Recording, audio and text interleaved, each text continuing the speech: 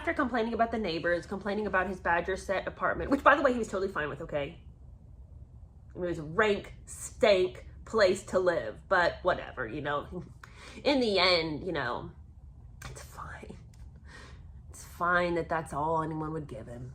After he gets done complaining about that, then he goes on to talk about how jealous he was of William Kate, except he doesn't say that, but it's dripping on every word. He says that meanwhile, while living in the Badger set with Mr. and Mrs. R raining hair down on him and blocking his windows with their car, he'd become an uncle. Willie and Kate, as he calls them, had welcomed their first child, George, and George was a beautiful child, and he was looking forward to being an uncle to George, also looking forward to giving George a little bit of advice about how to live in this fishbowl. Please don't. Then he says that one of the things that was so painful about George being born is the reporters. Those damn reporters. Always asking him such nosy questions. And now they wanted to know how he felt about no longer being the heir to the throne. You know, the spare anyway. That now his line in the succession had just been bumped. He'd been bumped back down again. How did he feel about that? And the truth was he couldn't care less, you guys. Couldn't care less. You know, he was delighted. Just delighted for William and Kate. And, you know, the thing is that if he was unhappy, it had nothing to do with them, their little kid, okay? It wasn't anything like that.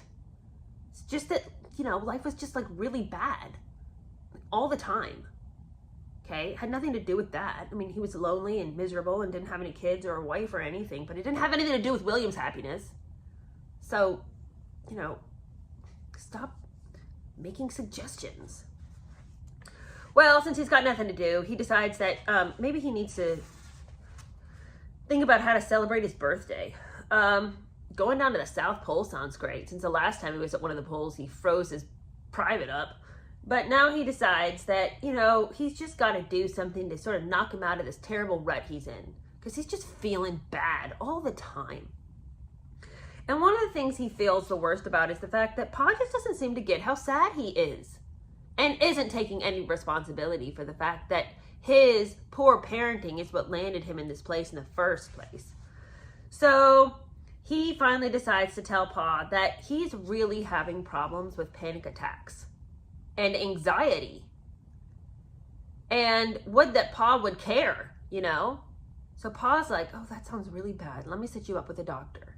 Okay, so, you know, since Harry has already established that he cannot call a medical professional, Pa swoops in like a father and says, let me make you a doctor's appointment, which he then does. So if Pa can do it, why can't Harry? But whatever.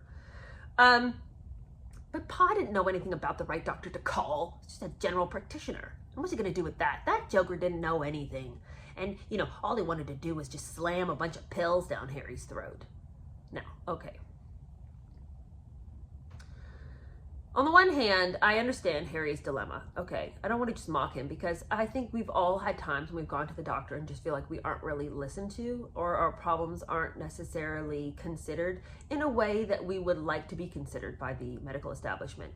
It is usually just take this medicine, you know. So that's, I will not call BS on the fact that when he went to the general practitioner, they were just like, why don't we put you on some anxiety medication? That's usually their answer. And he wanted some homeopathic remedies.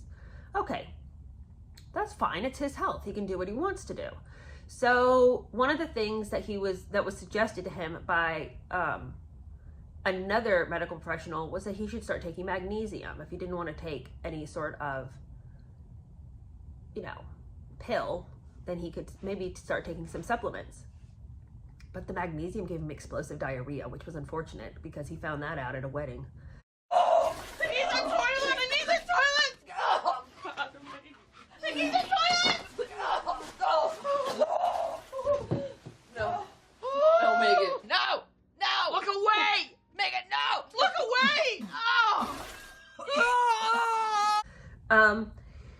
Anyway, having stalled on the medical front, getting some real help, he decided that what he needed to do was just hammer Pa about the fact that his problems really stemmed from Pa's inability to understand him as a human being. He said one night he sat Pa down and just regaled him with stories about how terrible he was feeling and all the times Pa had abandoned him and left him to his own devices. And he says that by the end of this absolute badgering session, Pa says softly, "I suppose it was my fault. I should have got you help, the help that you needed years ago." Poor Charles. Now that Harry finally feels that he's amply manipulated his father, then he decides to go in for this generous statement. "I'd assured him that it wasn't his fault, but I appreciated the apology." Didn't you just spend all evening trying to convince him that it was? And now that he finally gets it, now you're going to generously allow him to feel the cathartic understanding that, oh, it's not really his fault. Now you're going to be the savior and provide the catharsis now that you've made him feel abundantly bad for being such a bad parent. How very generous of you. But the thing is, he's grown now. So when is he going to decide that his sadness isn't everybody else's burden? If he thinks that he should have received counseling or whatever it was that he thinks he should have received post Mummy's death / disappearance, okay, that's one thing. Although, as we've all stated many's the time, how many of us believe he didn't receive some help? Not very many of us. But now that he is 28, 29, you just can't keep blaming everybody else for feeling bad. At some point, you've got to decide, hey, I feel like trash all the time, but what am I going to do to take the reins in my own defense against this? Like, what am I going to do to combat these negative feelings that seem to just be overtaking me? Maybe I need to go and find, a suitable mental health professional who can help me. Same as the fact that if I'm feeling really poorly, I can't wait for somebody else to find me a doctor and then complain about who they find. Find your own doctor, do some research. Because apparently he had no problem sitting there Googling all night about his symptoms. He says that. He would Google all night about his panic attack symptoms. Google a doctor. If you're that worried about it, you'd go to a doctor. But it seems to me like he just wants to sit in the negative feelings, like it does something for him to feel bad. Like it makes him feel alive. So rather than go to a doctor, which is what you would do if you were really worried about it, he just sits there and feels bad all day. Okay. Then he goes on a long jag about the fact that he's not married and that makes him a lesser citizen of the family. He's a lesser member of the family because he does not have a bride by his side. William, Catherine, they're just living high off the hog. And by the way, he doesn't really care about all the perks they get. It's just that it's disrespectful he doesn't get it. Okay? It's not a matter of caring. It's a matter of common decency. He says that, you really became somebody in the family once you were married. It's what made you legitimate. And because he wasn't, he's just getting the scraps of everybody's attention. He just doesn't have a place. He says that as soon as William got married, they became the Duke and Duchess of Cambridge. They got real titles. They became a household. And now they were entitled to more staff and more cars and bigger home and a grander office and extra resources and engraved letterheads. And he absolutely didn't care about the perks. It's not about that for me.